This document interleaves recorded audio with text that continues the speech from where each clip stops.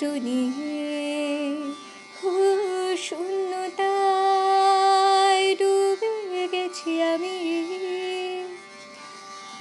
আমাকে তুমি ফিরিয়ে নাও, তুমি কেন বোঝো না তোমাকে ছাড়াই আমি অসহায়।